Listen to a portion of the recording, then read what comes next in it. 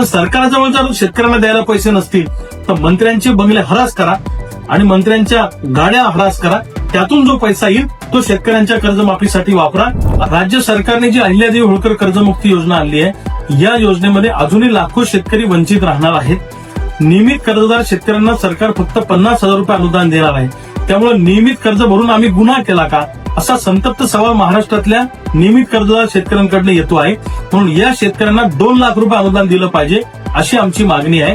दुसऱ्या बाजूला 2019च्या अगोदर ज्या काही कर्जमाफी योजना आल्या याच्यातनं अजूनही लाखो शेतकरी वंचित आहेत, काही शेतकऱ्यांचा समावेश या कर्जमुक्ती योजनेमध्ये केला पाहिजे अशी आमची मागणी आहे। आयटीआर भरणारे शेतकरी श्रीमंत नसतात, इतर लोन मिळण्यासाठी ते टेक्निकल आयटीआर भरत असतात, त्यामुळे त्याही शेतकऱ्यांचा समावेश या कर्जमाफी योजनेमध्ये केला पाहिजे अशी आमची मागणी आहे। आणि अनेक बँकांनी शेतकऱ्यांच्या अपरोक्ष परस्पर कर्ज पुनर्गठन केलेलं आहे, या पुनर्गठित शेतकऱ्यांचाही समावेश या कर्जमाफीमध्ये करा अशी आमची मागणी आहे। रूपांतरित ज्यांचं कर्ज झालेलं आहे त्यांचाही समावेश या कर्जमाफीमध्ये करा आणि सिबिल आमचं खराब होणार आहे या तडजोड योजनेमुळे, त्याच्यासाठी राज्य सरकारनं रिझर्व्ह बँकेशी बोललं पाहिजे आणि रिझर्व्ह बँकेने नॅशनल बँकांना आदेशित केलं पाहिजे की सिबिल खराब करू नका शेतकऱ्यांचं।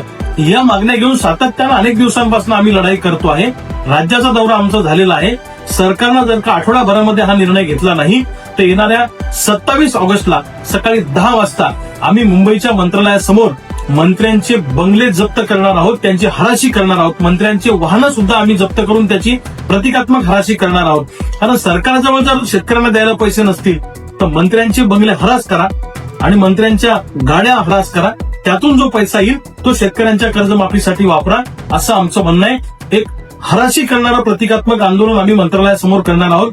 मंत्र्यांचे बंगले जप्त करणं, मंत्र्यांच्या गाड्या जप्त करणं हे आंदोलन 27 ऑगस्टला मुंबईला होईल। तमाम शेतकऱ्यांनी मुंबईला उपस्थित राहावं। नमस्कार शेतकरी बांधवांनो, शेतकरी कर्जमाफीच्या मुद्द्यावरून महाराष्ट्र पुन्हा एकदा वातावरण तापण्याची शक्यता आहे, कारण शेतकरी नेते रविकांत तुपकर यांनी सरकारला थेट अल्टिमेट दिला आहे।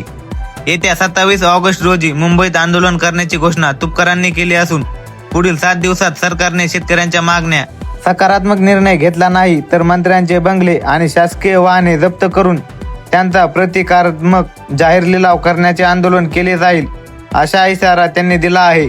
आता पाहूया तुपकरांचा नेमका मागण्या काय आहेत आणि 27 ऑगस्टला मुंबईत काय होणार आहे। शेतकरी कर्जमाफीच्या योजनेत अनेक पात्र शेतकरी अजूनही वंचित असल्याचा दावा तुपकरांनी केला आहे। विशेष आयटीआर भरणाऱ्या शेतकरी पूर्वीच्या कर्जमाफी योजनेमध्ये पात्र असूनही वंचित राहिले शेतकरी आणि कर्जमाफीचे पुनर्गठन झाल्यामुळे कर्जमाफीपासून बाहेर राहिलेले शेतकरी यांना कर्जमाफीच्या कक्षेत आणावे अशी त्यांची मागणी आहे। यासोबतच आणखी एक महत्त्वाची मागणी म्हणजे नियमितपणे कर्जफेड करणाऱ्या शेतकऱ्यांना 2 लाख रुपयांचा प्रोत्साहन अनुदान द्यावे। तुपकरांचा सवाल आहे की जे शेतकरी वेळेवर कर्ज फेडतात त्यांनी प्रामाणिकपणे कर्ज भरून नेमकं काय चूक केली, म्हणूनच नियमित कर्जदार शेतकऱ्यांनाही सरकारने आर्थिक मदत द्यावी अशी मागणी करण्यात आली आहे।